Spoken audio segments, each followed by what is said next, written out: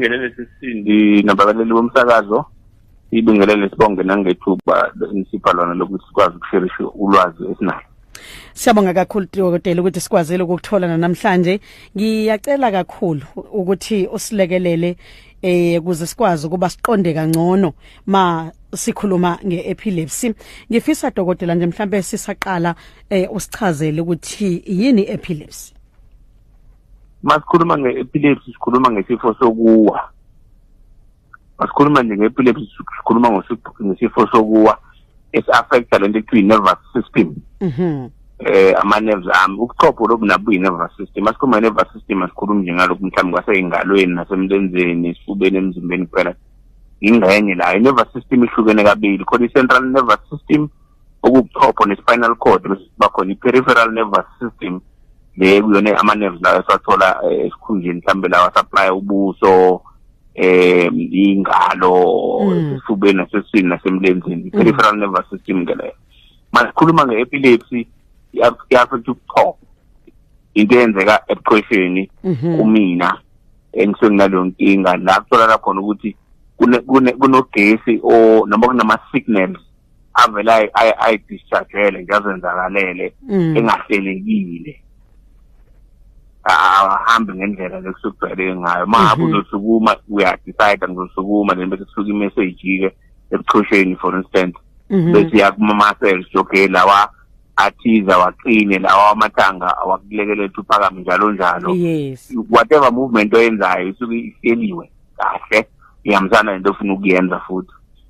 Ku-epilepsy kuvele kusukeleke nje usuka imessage ku-discharge ugesi wakhona ungazange uhlele noma zikuyazenzakalela kwenzeka futhi ngesivinini bese-ke uthola umuntu-ke uthola ukuthi utholakala overwhelma lokho mhlawumbe aquleke noma abonakala sedikiza kanjalo. Ilento isifo lesihambisana nokudikida isikhathi esiningi but-ke nje basochaza ahlukene ama-epilepsy awasilo nhlobo lodwa. Le edumile eliyaziwayo ebizwa ngesithuthwane mhlawumbe ngibeke kanjalo lona gama elijwayelekile lelo lesizulu. Masikhuluma nge-epilepsy sikhuluma ngesithuthwane. Ile umuntu olithi uyawa kuyadlikiza ukuthi azafaka ukhiye emlonyeni ukuze angayilumi njalo njalo. Iyona-ke edume kakhulu kodwa zikhona nezinye iy'nhlobo zama-epilepsy. Mhlambe dokotela eziphi ezinye indlobo bengisakho nokuthi ngabe ihlukahlukene noma uhlangothi olulodwa. Ihlukahlukene sihlukanisa kabili khona lekuthiwa ama-generalized seizures ukuthi umzimba wakho wonke uba involved. Akuthi generalized asiyona into eyenzeka nje ebuchwesheni kuphela nomzimba wonke uba involved. Le edume kakhulu ile kade siyisho lokuthi umuntu uyawahlikiza lethi generalized tonic seizures umzimba uba stiff lokudlikiza aqule ngisho ukuquleka umuntu wakhona. Esibili electric atonic noma myoclonic seizures umuntu uthemile akadlikizi lo uthemile avela awe akolapse ngamanye amakuthiwa atonic futhi uluza itone yama-muscles avela thamba aqeda ama-muscles angakwazi ukumaintaina i-position ethize bese yawa. Nakhona futhi alokho njana abe unconscious uma kwenzeka unje kunyakaza igroup yama-muscle kanye hayi lokudlikiza nomphela kodwa isikhathi esiningi uvela ethi emile noma ehlela vela collapse nje athule uthi ngeke uze uyithayimeke le ngoba kadlikizi wena kuhle ukuthi ilokho njani isifo sokuwa kanti sona bese kuzothi i-type yesithathu lawo siya-generalized electric absence seizures. Umuntu ngathi ukhuluma naye nje nisemsebenzini avelathule nje agqolozele endaweni eyodwa angawi angawi kodwa ama-muscles avela lokhe and then bese abuka endaweni eyodwa engawile engadikizi engenalutho mhlawumbe nje a couple of seconds uthi uyamkhulumisa ngakuzo.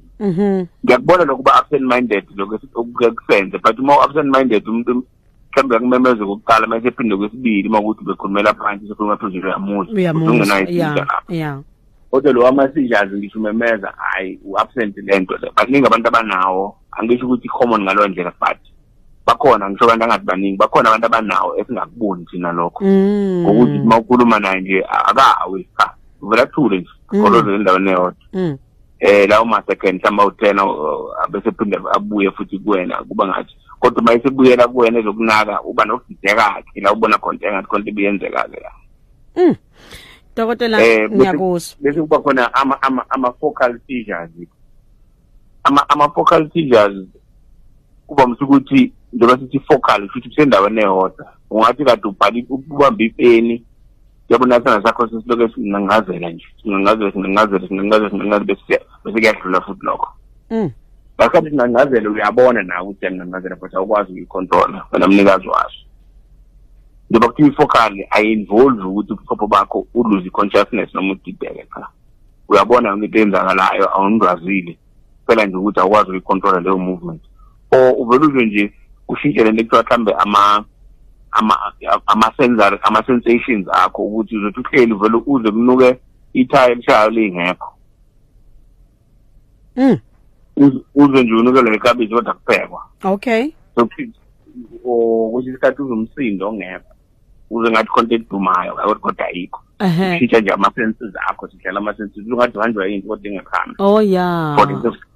So or sense of smell or sense of touch or sense of hearing njalo or taste yangekho uzongathi khona iKFC nje i-taste time lena kodwa wangahlala nguyidla. So enye futhi indenye ye-epilepsy lethi focal le say focal ukuthi ngenza kunyakaza indawo yodwa emzimbeni noma ukuthi lento okujikiza ukuthi athi umuntu ujikizelwa yihlo kuphela and ihlala imenze leyo nto hayi ukuthi yenze kanye into nje asenokuthi thatha vele idikizisho focal loyo noma kushintsha ama senses focal lo ngekuzwa kahle kakhulu generalize involve umzimba wonke unokujikiza uquleke noma uveluwe ungajikiza uquleke noma uvele undwaze ugeneralize lo ngoba umzimba wonke uinvolve bese uba ufocal lethe kushintsha ama senses usmell into engekho ubona into engekho uzwa into engekho taste into engekho noma kube khona indawo edikiza emzimbeni wakho kwenzeke nje kube into ekujwayelayo ayithenzeke kanye.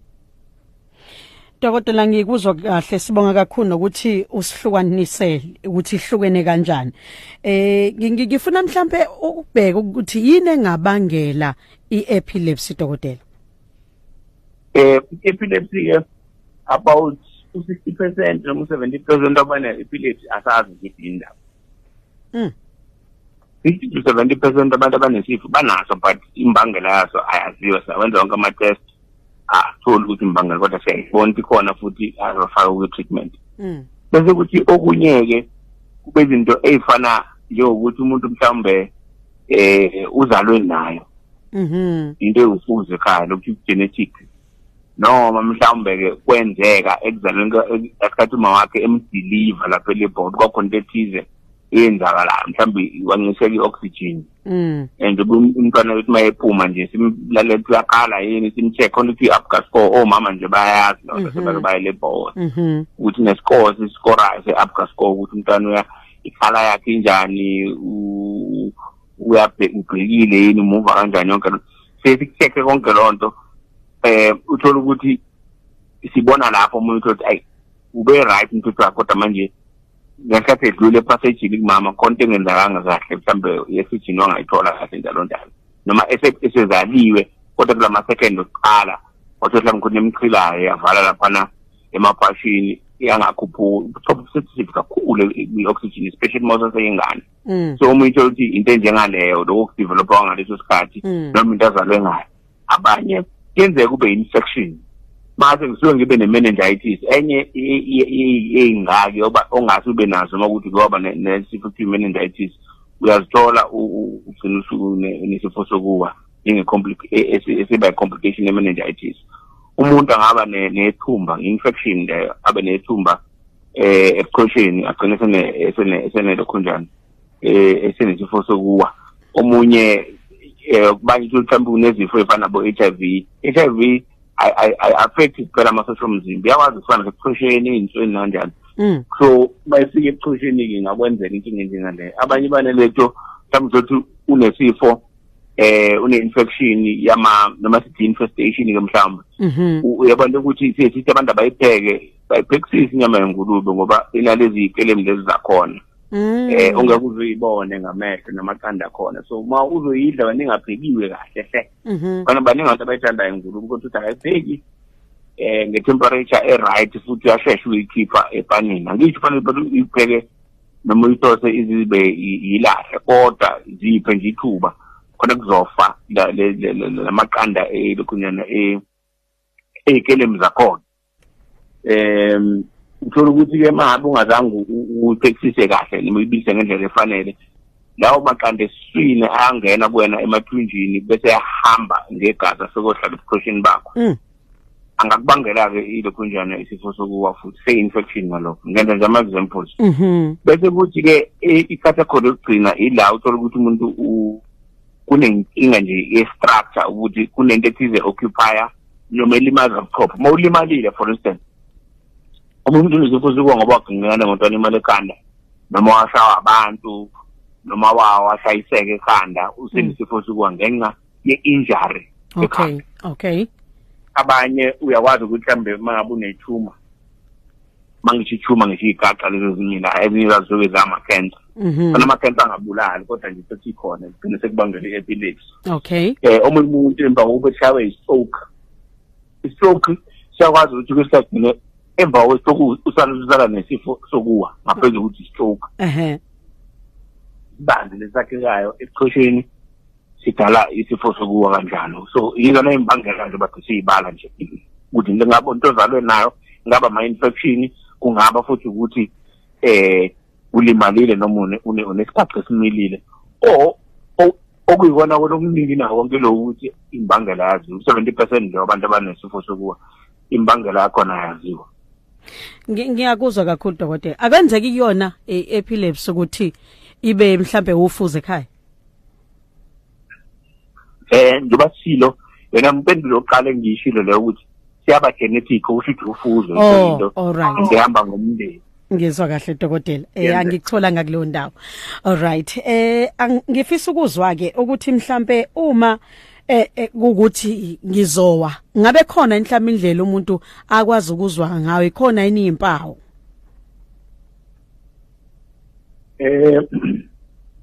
Yes, khona into ethiwa i-aura. Noma ngeke kwenze wonke ukhumbula ukuthi ahlukene futhi amalokhunjana, kodwa ngileyo okuwako futhi ukhuluma ngale generalized ngoba sekhona generalized no focal. So kuleyo kuwa abantu batshela ukuthi before awe uqala bona mhlambe into engathi zama light kodwa ama ring, awabone njengathi ayehla adilika yazi makwaqhamuka leyo nto leyo sekusondela. Omunye lezi bengithi ngazifokala ukuthi umuntu vele eziphunga nje lento ethize, uyazi mawasimela leyo nto uyalokhunjana sezowaka. Uyakutshela futhi athi ngisuse noma ngihlaliseni phansi noma ngilaliseni embhedeni. Yes. So ibizwa nge-aura leyo nto leyo, ukuthi i-aura iyaqhamuka kube sengathi i-focal seizure, into ukuthi usimela something noma ubona something noma uzwa something kodwa engekho. Zonke lezi zinto sezingekho lezo oyitestayo noma ozinukayo noma ezizozithinta noma ozizwayo emadlebeni. Ngiyakuzwa doctor. Ngifisa nokucheck ukuthi ngabe isifo sokuba siyalapheka?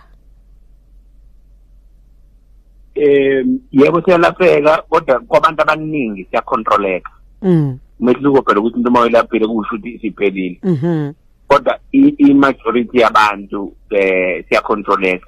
Kanti nokuthi sibangwe nakhona kunomthela phela ekutheni mangabe siwufuzo bese ukuthi into nje vele ekhona ekhaya le ukuthi izocontrolwa. Kodwa mawukuthi siqhamuke ngenqodo ne-meningitis, mangabe lo meningitis ukuhamba kwesikhathi nayo sivele siphelile, akhona amathuba ukuthi nayo sifo singaphela. Akhona hayi ukuthi shockwave kodwa akhona amathuba ukuthi singahamba sihambe siphele. Umuntu sithi ulaphekile kodwa nakhona udedela udokotela lokho ngizokusha kusho ukuthi uzozenzela wena. But simcheck umuntu ukuthi mayikhuluma iqiniso nakhona ngoba phela soke singekho thina abantu baye ukuqamba manga obusuke ilimazayo. Kodwa mawukuthi kuphela once kwaphela 2 years wonke singakazi sikuphethe isifo sokuthi udokotela wakho angakukhipha kumaphilisi akhona athi ayifuthe esipheleni. Makuphele 2 years singakazi uwe nakanye, hayi ukuthi uwe kanye nje, hayi sekungcono singiwe aze nakanye uwe kwaphela 24 months. Udokotela unemvumeke lapho ukuthi usengathi ake sinikeze treatment holiday, amathi lenyanga ungawathatha uphinde ungibone. check nje yebo ugcina usuphumile kona. Sisise lapho nje dokotela uthe kwabanye kuyenzeka alapheke kodwa kwabaningi siyacontroleka. Ngifuna ke ukubheka la ukuthi akhona nama side effects abakhona kulolu hlobo le medication yesifo sokuwa. Ayaba khona ayahlukahlukana ke ngeyihlobo zawo. Kwabanye khona nje lekuthiwa amaphilisi phenytoin sitshela sakunikeza ukuthi uzosiqolela anakho ukwenza insini zibe ugqinsi ngakuyavuvukala. Oh, okay. Hayi ukuthi zophe umuntu ubumazi nokhule naye ukuthi ayona wazohlala naye insini lapha sezigqinsi ukuba ngaphezulu kwamazinyo. I-side effect yakhona le especially ku-phenytoin ahlukeneke bakwethu ngingawaqeda wonke kodwa nakubantu samthola ukuthi kufanele ukusho lokho esikakhulukazi kosisi ngoba nohlobo lwe-treatment olunikeza umuntu okhulelwe le-epilepsy alifani nomuntu ongekho kwilokhunjana ongakhulelwe. So kubalulekile usola ukuthi ukhulelwe and udla amaphilisi hamba ochecka ngoba ngendlela amaphilisi wena wasebenzisayo ayasiza impela kodwa ayingozi emntwaneni sekufanele udokotela bakushintsheke kunikeze enye inhlobo yamaphilisi futhi sokuwa angekaze amlimaze umntwana. So na enye nje iphuze ngithi angeke ngilibeke lelo avamsisalele komama uyafika usufika mhlambe after 6 months esho ukuthi hayi unesifo sokuwa nakhona ufika imayiqala ukuze clinic noma imayiqala kudokotela ubeyihlalele nje esebonile ukukhulelwa. So kubalulekile mawusolwa ukukhulelwa shesha uyothi find out ebese futhi usheshe usho kudokotela noma eclinic ukuthi nginesifo sokuwa nanga amaphilisi engiwadlayo mawuyilawa aphephile uzoqhubeka nawo mawuyilawa angaphephile bazokushintsha. Bese kuba ukuthi abanye kuyenzeka ukuthi umuntu angamphathisa ngekhanda kusikona njalo nakho lokho omunye athi akayithi impela ngisiza kodwa analo longenza nje ukuthi ngizela kalula ngisho nasemini. Abanye kuyenzeka benzeke kanjalo omunye mhlawumbe uthola ukuthi akhale ngokuthi uba ne-rash ethizeni nje abanayo omunye athi anokumbangela inoze ilawo nje ama-side effects common akhona namanye kodwa nje angibala lawa ngicanga ukuthi wona athanda ukuba common kodwa nje bangayikhohlwa besifazane lokuthi kubalulekile ukuthi usho nanokuthi-ke amaphilisi futhi kwabakwethu awazwani notshwala. Sinaleyo nkinga-ke kuma-patient ukuthi umuntu ngala udla i-treatment esifo sokuwa ngala ufuna unkunga notshwala hhayi-ke inkinga leyo njengezathi ezimbili. One, the same butshwala angibeka nje i-liver iyona phela sort out amaphilisi akho noma amaphilisi owadlayo kufanele adlule isibindi sisuse nelithiwa ama-colorant lawo yenze anikeza iphilisi umbala wakho thize isuse lento ama-preservative enza ukuthi iphilisi lithi lakhiwe namhlanje kodwa lize-expire ngo-2028. Kususha zonke izinto bese kusala uqobolo awumuthi lo sephilisini nawo kala u-activate yonke lento yenziwa isibindi. The same sibindi yiso lesi mafukuza utshwala fanele hambe kudlula kuyona leyo ndawo lekudlula kena amaphilisi. So sekune-competition-ke lapho sekhona ukuzofana and utshwala bona buyakwazi ukuthi fe-block-e noma buyobona uthatha indawo kakhulu amaphilisi engamsagayeka engasahluzeka ngendlela indaba yokuqala leyo. Okwesibili obviously phela uma usuphuzile nokukhumbula nje ukuthi amaphilisi akho ngeke usakhumbula. Yes. Ngikuzwa kahle dokotela ngifuna nokubheka nje la kancane wedokotela uma ngabe mhlambe kucaca ukuthi ngiyayithatha le medication kodwa ayisabeli kahle kule nkinga yesifo sokuwa yini ekufanele ngiyenze? Ngiyalungile. Uma ngiyisebenzisa medication kodwa mhlambe ingasabeli kahle kulesifo sokuwa yini ekufanele ngiyenze?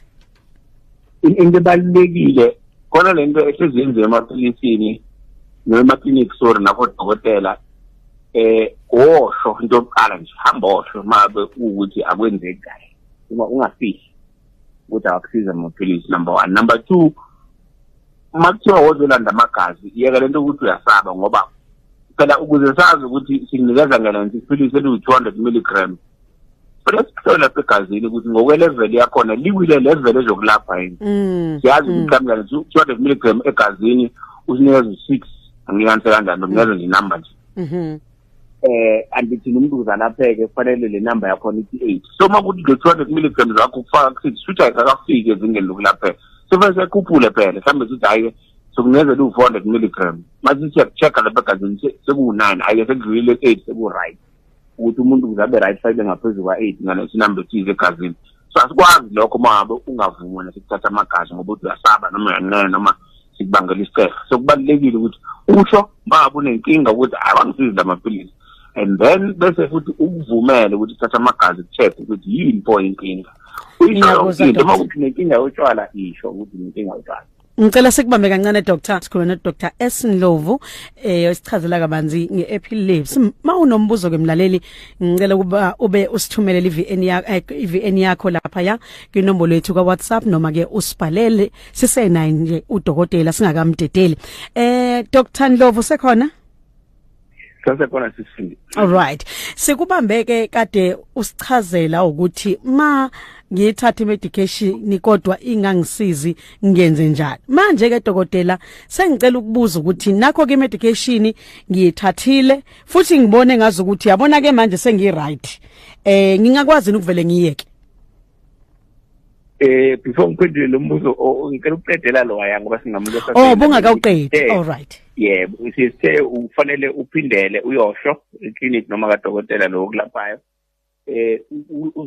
uvume ukuthatha ama test of check ukuthi ilevel efanele ni medication yakho number 2 into abazoyenza okunye ngenzeka ukuthi hayi iphilisi elilodwa noma uhlobo lwephilisi lokusiza noma sekuphusuliwe idose yakhona awusizakala nta kufanele edwe inhlobo okunye uthola ukuthi awukaze mhlambe ube nalama test enziwayo or CT scan of-check ebuchosheni ukuthi ithini into yakho mhlambe kwayona into ekubangela epilepsy sesekhona yona qala izangelashwa sekulashwa nje epilepsy phela sishilo sathi yaba umphumela ukulimala noma umphumela wesinye isifo so ngenzeka ukuthi lesifo kuyisona kade kuphethe ekuqaleni wazoba na epilepsy zange silashwe balekile ukuthi kwenziwe konke lokho kubalekile futhi ukuthi usho manje inkinga notshwala ukuchaza lokho ungasabi ukuthi uzothethiswa noma uzonana ngoba wena uzosizakala ngoba utshwala bamsana namaphilisi sokuwo bese kuba lento ukuthi ke kubalekile ukuthi uzisho zonke phela izifo ezikuphethe ungathi hayi lapha yana lo ungilapha banomuntu owenza njalo abantu asayi lo dokotela lo wayana mina nginama patients nje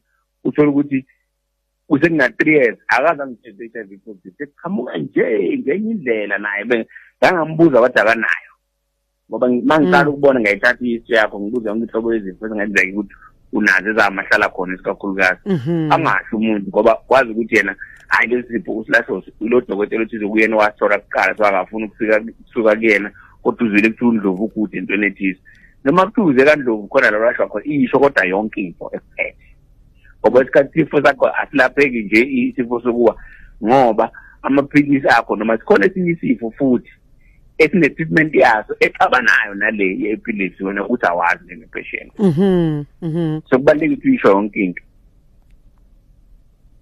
all right bekuyilokho kambuzo lokho ukuthi sengizama ukulibala kancane siyabonga dokotela bekade uthi ma ngibona ukuthi cha ngiyasizakala kwi-epilepsy ngiyakwazi ukuvele ngiwayeka amaphilisi sishilo sathi isinqumo efayithatha udokotela leso ngimpendulo nje emfishane akusiwena ozodecide ngoba uyena wabona ukuthi kunesidingo sokuthi iqale mangabe kufika lapho njengoba ngishilo nakhona akavela kwenze nje lokho kufanele ukuthi at least kuphele 2 years nakhona uma ukuthi nawe ukhuluma iqiniso phela athi uma uqamba amanga ukhuluma iqiniso ukuthi sekuna 2 years wonke singakazi nakanye sikuphatha akwazi uwe nakanye then ke singaqala inkoke naye dokotela ukuthi mhlawumbe ke sibone nje ngizibe for inyanga yodwa sibone kuzoba nani nakhona futhi yena uzokuthetha kwenziwa kanjani lokho iziphi izinto ekumele ngiqaphele dokotela noma ngizigweme noma mhlambe thina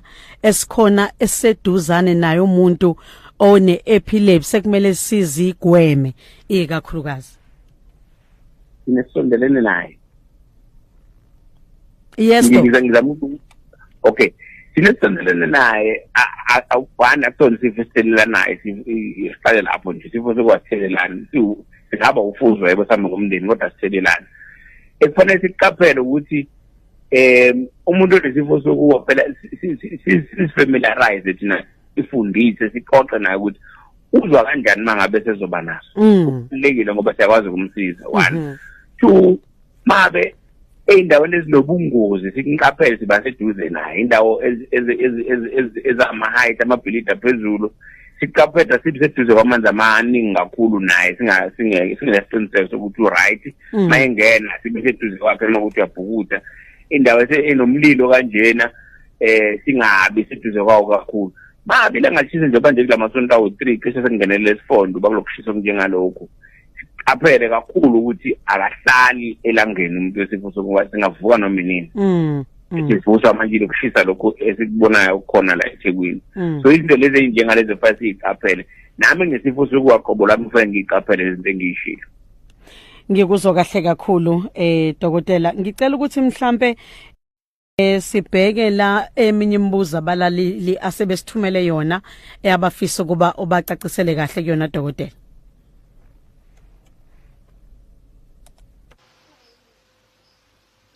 Sanibona sisimashezi nodokotela e-studio. Dokotela ngicela ukubuza la ngumama ona 47 kutholakale ukuthi ngine glaucoma. Manje ngicela ukubuza ukuthi yini engangilekelela ukuthi ngisizakale nje uklina amehlo because bangitshelile icondition yami njengoba kutholakalile ukuthi ngine glaucoma. Plazi ngikwi treatment chronic ya wa INR ngidla uwarfarin kune clots ekhona enhlizweni so nakhona ngicela ukulekelele ukuthi yini engayidla ngoba ngiyangake ngadla ikabishi ngadla nespinach ngayithola engathi ngiyacinana ngiyavaleleka esifubeni angazi dokotela ungangisiza na ukuthi yini engayidla nje kulezi sifo esengibalile manje ngiyabonga dokotela ngizophendula sesizwe umbuzo kodwa ngiyacela nje basiyicela abalaleli ke bayagcile kule topic esifuna ukukhuluma ngayo ngoba khona mhlambe yena obefisa ukwazi ngale topic umbuzo wakhe awusangenanga uvinjwe ilo ngizophendula ke kodwa i-glaucoma kuyisifo la i-pressure yehlo iphezulu ngaphakathi esweni so zihlukene uzolwathi i-glaucoma ziyinhlobo ezimbili kono acute angle closure kono open glaucoma so i-advice ngimnikeza yona ngenzeka ishaya eceleni ngoba naka specify ukuthi i-glaucoma alokunyana emphethe uthe nje i-glaucoma washiya kanjalo so in terms of ukudla okufanele akudle into enalesithi uvitamin A ucarrot right but icarrot isikhathi esiningi sungenzelwanga ukumaintain i-pressure elokujaneni esweni ukwenzela ukuthi lento ekuthiwa retina efana ne-lens yethu nasemuva ukuthi ikwazi ukubona ngokucacile isukuyenzela lokho isithombe sakhe kahle lapha back yehlo bese interpreter so yes nangayidla ucarrot kodwa isikhathi esiningi into etreatwa ngama-eye drops kubalulekile asithe kona ama-eye drops nanokuthi avoid ukucasuka kakhulu because udla nane-warfarin iwarfarin ile nje izobe inehluli mase kunyeze iwarfarin sesenethi igazi lakho lithi kuba thin ngamanye amazwi libe lula libe uketshezi kakhulu lingashubi so lokho kungenza ukuthi kube lula ukulide ehlweni elivele ne-pressure enkulu so kaso fanele akugade ngoba i-pressure ingakhuphuka phakathi esweni bese ngoba iwarfarin ethule sebleeda emuva lapha esweni akugade futhi ukuthi angavamisi ukuqhubuzeka ekhanda kungabi lula ukwenza into ezomenza ikhanda liqhubuzeke kalula ngoba nalawo head movement okuqhubuzeka angeze kube nokubleed okuncane lapha ekhanda ngenxa le warfarin esikhona lawo lokho nje pressure amnikeza bona all right asithathene ngomunye ibingelele sindingwele nabalelozwe umzansi uSandile waNdlovenanda eWatford Farm eplazini ngicela ukubuza la kudokotela wesinto ukuthi ngabe i-epilepsy kuyenzeka niphazamisa i-eyesight yomuntu ukuthi umuntu akasakwazi ukubona kahle izinto ezithile ukufunda nokubona izinto ezithile ngabe yahambisana nokuthi umuntu kunyuka i-BP kakhulu izimphathise nekhanda nanokuthi okunye ke i-epilepsy mhlambe kuthatha isikhathi esinganani ukuthi ibonakala exactly ukuthi iyona ngoba lo muntu engimbuzo la usenza ama-test amaningi ihamba izibhedlela ezahlukahlukene kodwa i-treatment ayithandayo bathi basola ukuthi ufuna ukungena ephilips kodwa abakaboni kodwa sekunesikhashana mhlambe sesiqedile u6 months belobe benza ama test ahlukahlukene ngabe kuthatha isikhathi esinganani ukubonala exactly ukuthi yona epilepsy yeah nanokuthi yaphazamisana yini mhlambe ne treatment I high blood pressure. Ngiyabonga. Umthole kahle doctor. Ngiyamthola. Ubunzima bala mibuzo ivele information engaphelele kahle. Ayikho ama test ikhona test specific okuyona ekwazi ukutshela ukuthi unepilepsy yini. Noma cha umuntu. Ileyo kuya ngokuthi usiphi isibhedlela mawukuthi sakulele iphansi enginalo umshini wesibili ngakuthatha yabo 6 7 8 months kodwa mawukuthi usheshile ngezathu ezithize wafinyelela kokho ngedwadi nako Albert akusonto mina njengodokotela private okwazi ukwenza lokho ngibeka nje kucaca angikwazi ukusheshisisa isithinga government benza ngohlelo lakhona so usukulezi ibhedlela efana noKing Edward no Rokhunjana no Albert la bengakwazi benza MRI scan ne-EEG lapho akapha ukuthi yona noma kusiyona so mongafinyelela lawo ma test sawa amagazi mhlambo X-ray mhlambe na CT scan ayisongenzeka ukuthi ungasheshe ukutholakala abanye kufiye efika ngoba kuya ngokuthi ihistory yakho ithini kubalekile ukuthi mangabe ukuchaza kodokotela uchaza into ecacile uphendule futhi umbuzo lo sokubuzwa ungathi ubuzo kunyisho yabo ngene ngani kuthiwa nimbonile yini edlikiza lo muntu mangabe edlikiza lo muntu usuke ngazibona ukuthi kwenzakalani ngeke umzimba wonke uyebo noma cha mayiseqedile ukudlikiza akathibeki lo mbuzo impendulo lapho ziyasiza isheshe kucaca ukuthi kwenzakalani abanye abantu bakithi nikhuluma izizwi naye umbuzo into avela aphendule nje engahlangani nalo ishona uze uphinde ngenja mhlambe ezintathu umbuzo ukuthi answer uyithola so siyacela epilepsy inakho ukuncika ekuthenini nina eniza nestory nimbonile yini yena number 1 number 2 yena naye qala uyazi understand kwenzakalani then ama test ke bese yaconfirma lokho so kubalekile lokuthi akwazi bese ukuthi ubuzile ubhuti ukuthi iyaphazamisana yini isifo sokuwa neBP iBP ingaba uyasima ukuthi kuvela unayo bese uphatha isifo sokuwa ngoba nje usuworried uhlezi warishe ngasuwena umnini lo warishe wakwenza phela iBP iphakama oh yeah nevice versa futhi yaba khona ukuthi ungaba nesifo sokuwa ingaba neBP le engacontroleki ngalendlela ukuthi ingagcina nayo usuyithola kade iqashe isifo sokuwa sense sibonakala ngoba ihlezi iphezulu iBP yakho kunawo umthelela okunye kokunye. Okay. Khona umlalelo sibhalela dokotela uthi angibingelele Masindi kanye naye udokotela uthi ngicela ukubuza lana ukuthi nganginayo inkinga yokuthi ngibe neepilepsy uthi ngagcina kodwa isingiyekile after 2 years cause ngase ngiright nje hayi ke kwavele kwashintsha ke futhi ukudle pleni iyangibuyela ke futhi njengamanje ngenze njani ngiyabonga iprocess iyafana manje yasikhathi imenze ukuqala ngoba mawuthi iphelile kusho ukuthi asawuphindi be khona ukuthi sinali igunya mase kuphele 2 years ingaphathi kodwa ukutreatment ukuthi kuyekise lo asasa seyophinda ikinto engayigarante empilweni ngoba ikuphathile lapha kahle seyophinda ikuphatha igarante njengaleyo kodwa iprocess uyena manje ukuthi ngiyaqala phansi aphindele kadokotela wakhe noma eclinic ayochaza engathi kubuyile ukugula kwamanje bazomthatha 3 process again futhi ngikuzwa kahle dokotela ngenxa yesikhathi singeke sayiqeda yonke ngiyacela ukuthi uvele usinikeze ukuthi utholakala kanjani sibonga kakhulu ithuba osinikezela lona kumsakazo izilomzansi FM. Siyabonga kakhulu Sisindi inumber etholakala kuzona eyokuqala u031 031 940 940 97 97 61 esibili 081 081 424 424 19 1936.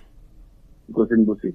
Siyabonga doctor, siyabonga kakhulu. Mhlambe sekupheza siphetha nje ungathini kumlaleli?